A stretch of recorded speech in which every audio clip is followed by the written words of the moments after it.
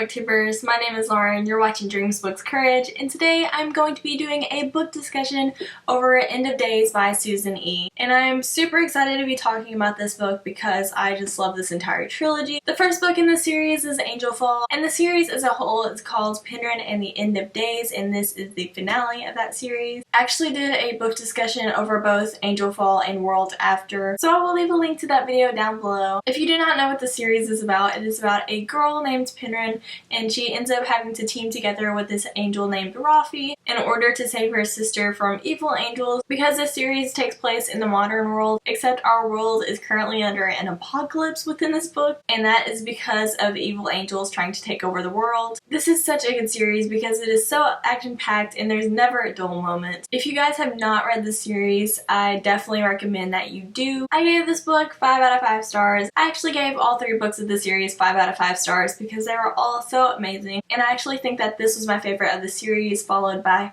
Angel Fall and then World After. All 3 of these books are just so good. None of them are like slumpy or they don't have like second book syndrome, and even the finale is amazing, so I definitely recommend you read the entire trilogy. And that's really all I have to say that is non-spoilery, since this is a conclusion of a trilogy. So if you have not yet read all 3 books, definitely go read them and watch my other book discussion, and then come back and watch this one. Now we're going to be getting into the spoilers of this amazing trilogy finale. For this book talk, I kind of just want to talk about major plot points instead of individual characters, or like the pros and cons of this book, since I just thought that it was all amazing. So we'll just discuss specific points, and I would love to hear your thoughts on all of these points down in the comments below. Within the first 10 pages of this book, I was so hooked on it. Like, it just was making me laugh and swoon, and there were just all these feelings that I was having all at once. From the very beginning, like, I felt like this especially had a very strong introduction, and there were definitely a lot of swoon-worthy moments in this book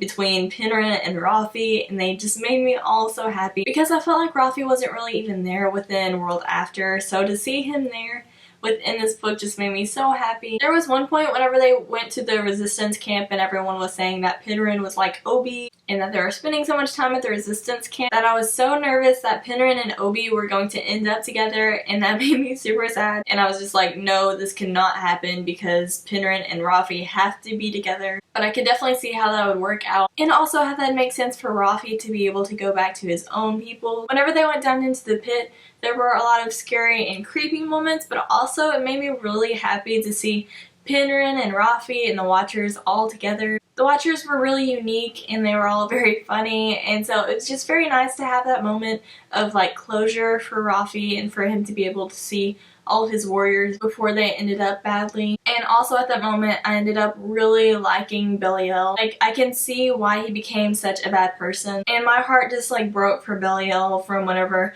everyone had to leave him and he was stuck in the pit alone, and how he pretty much went through an eternity of pain by himself, all for the Watchers. Like, even though he ends up very bitter, I still feel for him a lot, and I ended up really liking him. And I was even sad when he died, which is kind of weird, just because whenever we get back to modern day Belial, he's still just the same bitter guy. Either way, I just really wanted to see him survive, but I could see why we'd need someone to die that we start caring about, because overall I was very happy at the end of this book.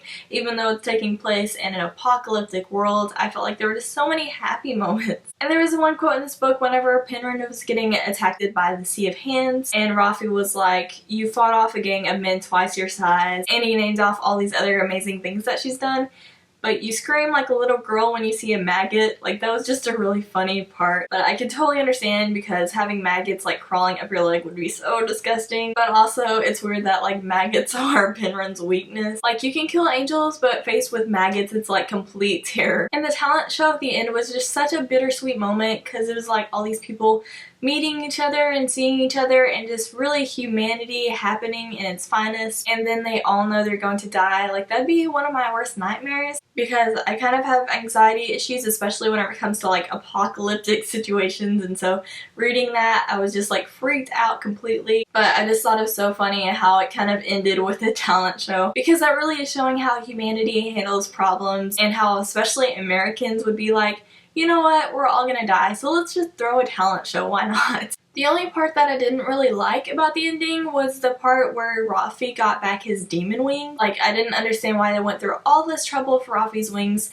and then he ends up getting the demon wings back. Like, how are they even still okay? And who was keeping these wings? Like, I had a lot of questions towards why Raffi was wearing demon wings again. And also at the end, I really thought they were going to take Uriel's wings since he's an archangel, and instead they took Raffi's. Like, I felt like that was just an easy fix. Since Uriel just died, why don't you take his wings instead of Raffi's? Because all the demon asked for was for a pair of archangel wings, and I thought that was an easy fix, but I guess it kind of had to happen that Raffi got his wings cut off, so then he'd have to stay with Penryn. I don't know. And I can see how the ending wasn't like completely resolved, like they didn't end up in this perfect world in the modern day or anything like that, because of course that'd be so unrealistic. Personally, I feel like this is a very realistic book. Like, if angels were to attack the world, this would be exactly what would happen. I just really loved the ending of this book, and I was so happy that Raffi and Penryn stayed together, because of course this is all about like a horrible event happening to the world, and so I assumed